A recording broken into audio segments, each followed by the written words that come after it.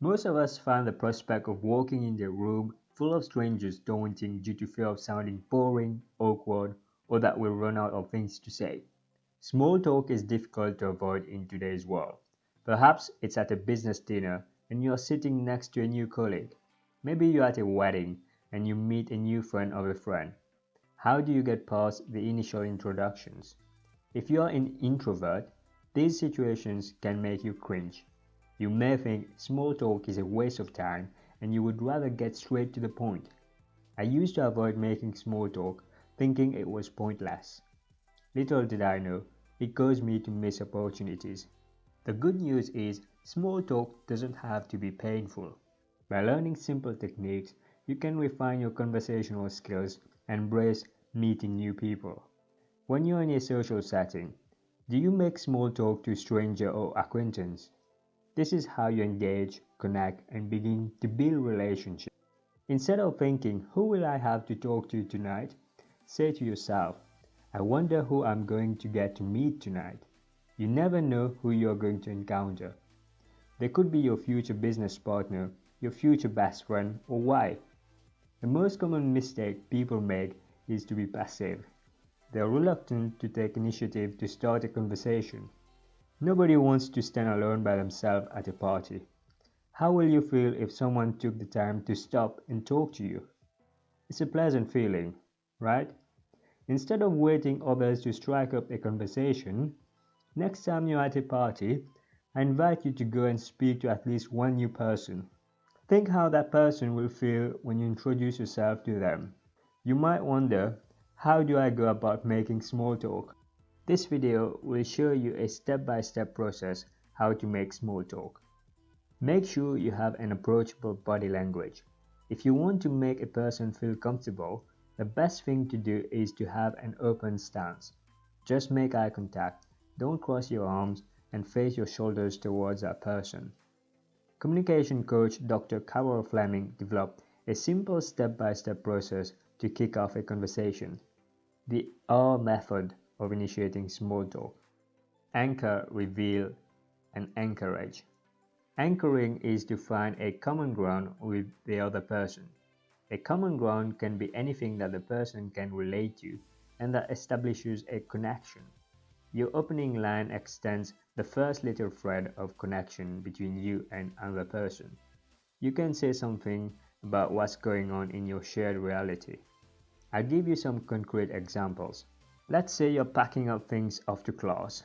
You may say, Professor Hawkins is hilarious. Picture yourself standing in line at Starbucks. You could say, I just love the smell of the roasted coffee beans. The last example is you're at a birthday party. You may say, Michelle throws the most amazing parties. Next, you have to reveal. You need to say something about yourself that is related to the anchor you just threw out. From the last three examples, the first one where you were at a class, you may say, I decided to major in physics because Professor Hawkins is the best teacher I ever had.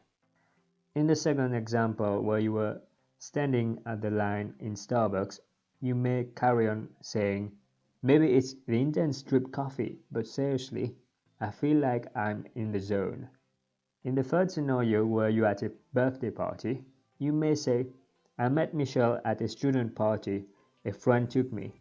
We both went to the same university. By revealing yourself, you extend the other person a few more threads of connection and trust. The third step is to encourage. Now, throw the ball to the other person by asking a question. Don't ask anything too personal, like the person's health, religion, or political views. Just keep it light and fun, and ask open-ended questions. What do you think of Professor Hawkins? How about you? How do you know Michelle? These are simple questions you could ask. Don't worry about sounding witty. Just ask a question to be friendly and know about the person. The next step is to follow up with a question or statement. The person's response will influence how you decide to follow up. Try to find a balance between questions and statements. If you ask too many questions, the person will feel like he's being interrogated. Conversely, Too many statements won't give the person room to talk. Here's how you can keep this conversation going. Scenario 1. The person replies, "He's a real inspiration. I've started to enjoy studying physics since attending his class." You reply, "That's amazing. It's great to hear he has made such an impact to you." Scenario 2.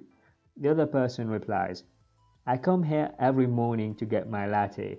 It's a ritual to start my day." You reply, "It's great to meet another person who likes a good coffee to start the day." Scenario 3. The other person replies, "Michelle and I work together." You reply, "You work together? Isn't she nuts?"